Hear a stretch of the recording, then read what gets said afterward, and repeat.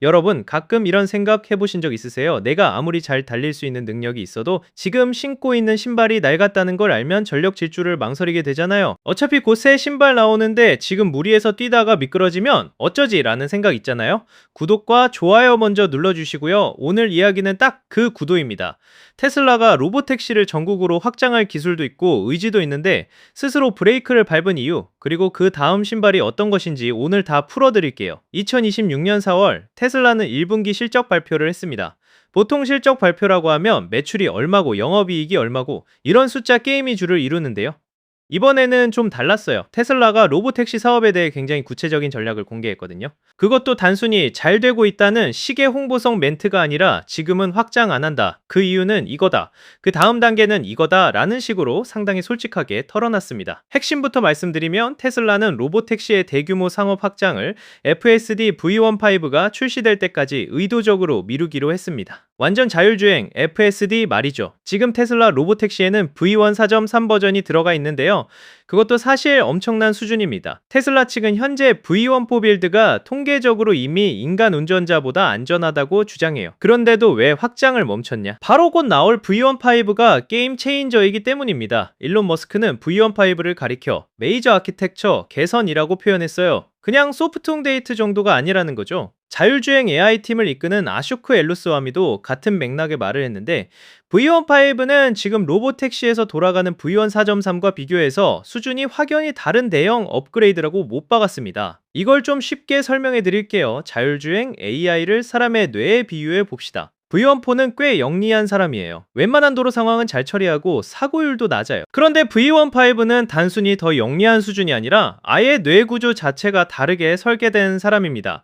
같은 경험을 해도 훨씬 빠르게 패턴을 인식하고 예상치 못한 상황에서도 훨씬 안정적으로 반응할 수 있는 구조예요. 그럼 V15가 구체적으로 어떤 능력을 갖게 되냐? 테슬라가 직접 언급한 사례들이 있는데 꽤 흥미롭습니다. 예를 들어 대형 트럭 뒤에 보행자가 가려져 있는 상황, 여러분도 운전하다가 느껴보셨을 거예요. 트럭이 앞을 딱 막고 있으면 그 뒤에서 사람이 튀어나와도 미리 알 방법이 없잖아요. V15는 이런 상황에서도 보행자의 움직임을 사전에 예측하는 능력을 갖추도록 설계됩니다. 또 복잡한 다차선 로터리, 우리나라 일부 교차로처럼 여러 방향에서 차들이 동시에 뒤엉키는 상황에서도 망설임 없이 최적 경로를 찾아내는 능력도요. 이런 극단적인 엣지 케이스들을 자연스럽게 처리하는 것이 V15의 핵심 목표입니다. 이제 왜 기다리는지가 좀 더 선명해지죠? 테슬라 입장에서 지금 V14로 도심 한복판에 수만 대의 무인 차량을 풀었다고 가정해봐요. 그 순간부터 엄청난 규모의 물리적 리스크와 규제 리스크, 법적 책임이 동시에 따라옵니다. 게다가 테슬라 엔지니어들은 이미 알고 있잖아요. V14는 곧 폐기될 구조라는 걸 수만 대의 차량을 V14로 운용하다가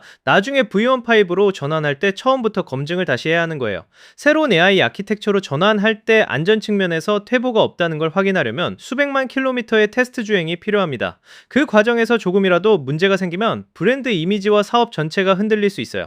머스크 본인도 이 부분을 직접 언급했어요. 파이프라인의 메이저 업그레이드가 대기 중인 상황에서 대규모로 확장하고 싶지 않다고요. 그래서 테슬라가 선택한 전략은 뭐냐? V15 출시 시점과 대규모 상업 확장을 전략적으로 일치시키는 겁니다. 타깃 시점은 2026년 말에서 2027년 초, 즉 수만 대의 무인 로보택시가 실제로 도심 도로에 쏟아지는 시점은 빨라도 올해 연말이라는 이야기죠. 그렇다고 테슬라가 지금 아무것도 안 하고 기다리는 건 아닙니다. 오히려 굉장히 바쁘게 움직이고 있어요. 1분기 실적 발표 슬라이드에 구체적인 도시 목록이 공개됐는데 여기가 꽤 흥미롭습니다. 지금 테슬라 로보택시가 실제로 돌아가는 곳은 샌프란시스코 베이 에어리어예요. 단 아직은 안전요원이 동승하는 형태입니다. 반면 텍사스는 이미 무인 운행을 적극적으로 늘리고 있어요. 오스틴, 댈러스, 휴스턴 세 곳에서 안전요원 없는 완전 무인 운행을 확장 중이에요. 그리고 다음 단계로 준비 중인 도시들이 있는데 애리조나, 피닉스, 플로리다에서는 마이애미, 올랜도, 템파 세 곳, 네바다, 라스베이거스가 포함됩니다. 총 9개 도시가 이미 계획에 올라와 있는 거죠. 이 도시들의 공통점이 보이세요? 죄다 햇볕이 좋고 날씨가 온화한 지역들이에요. 자율주행 차량은 카메라와 레이더가 주요 감지 시스템인데 비나 눈, 흐린 날씨에서는 인식 능력이 떨어지는 경우가 있거든요. 테슬라가 처음 검증 대상으로 삼은 도시들이 맑고 건조한 기후 지역에 집중된 건 우연이 아닙니다. 기술 완성도를 높이는 동시에 날씨 변수를 최소화한 환경에서 데이터를 먼저 쌓겠다는 전략인 거예요. 그리고 한 가지 더 짚고 넘어가야 할 게 있어요. V15가 어떤 하드웨어에서 돌아가느냐는 문제입니다. 테슬라는 V15가 기존 HW4 하드웨어 4 탑재 차량에서 구동된다고 밝혔어요. 그런데 동시에 테슬라가 내년 도입 예정인 AI4 플러스 하드웨어에 최적화될 수도 있다는 이야기도 나왔습니다.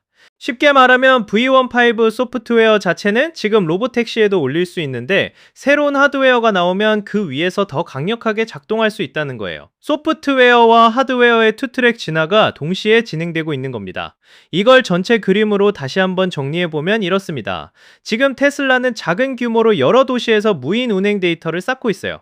각 도시마다 독특한 운전 문화와 도로 패턴이 있거든요. 휴스턴 드라이버와 샌프란시스코 드라이버가 교차로에서 행동하는 방식은 다릅니다. 그 지역 특유의 주행 습관을 AI가 미리 학습하게 한 다음 V15가 출시되는 시점에 맞춰 그 검증된 데이터를 바탕으로 대규모 확장을 한 번에 터뜨리겠다는 전략인 거예요. 태조 채널에서 자율주행 이야기를 몇 번 다뤄봤는데 이 업계에서 가장 어려운 부분이 바로 예측 불가능한 상황들이에요. 개발자들이 엣지 케이스라고 부르는 거죠. 99.9%의 상황은 AI가 완벽하게 처리할 수 있어요. 그런데 나머지 0.1% 공사 중인 도로에서 신호등이 고장난 채로 경찰관이 수신호를 하고 있고 그 옆에서 자전거가 갑자기 방향을 바꾸는 상황 같은 거, 이런 케이스들이 자율주행의 마지막 관문입니다. 테슬라가 V15로 넘으려는 장벽이 바로 이 지점이에요. 결국 이 이야기의 핵심은 하나입니다. 테슬라는 지금 빠르게 가는 게 아니라 한 번에 제대로 가는 방식을 선택했다는 거예요. 이미 인간보다 안전한 수준에 도달했다고 자신하면서도 그것만으로는 부족하다고 판단한 거죠. 대규모 상업 서비스는 그냥 안전이 아니라 압도적으로 안전해야 가능하다는 인식이 테슬라 내부에서 공유되고 있는 겁니다. 그 기준을 V15가 충족시켜줄 것으로 보고 2026년 말에서 2027년 초를 기점으로 진짜 게임이 시작될 것으로 보고 있어요. 과연 그 타임라인이 지켜질지, V15가 실제로 어느 수준의 능력을 보여줄지, 그리고 규제 당국이 이 확장을 허용할지 앞으로 지켜봐야 할 변수들이 여전히 남아 있습니다. 하지만 적어도 테슬라가 지금 어디를 향해 어떤 속도로 어떤 이유로 움직이고 있는지는 이번 발표로 꽤 선명해졌어요. 오늘 영상 도움이 되셨다면 구독과 좋아요, 알림 설정까지 부탁드려요. 다음에도 이런 트렌드를 빠르게 정리해서 가져올게요. 감사합니다.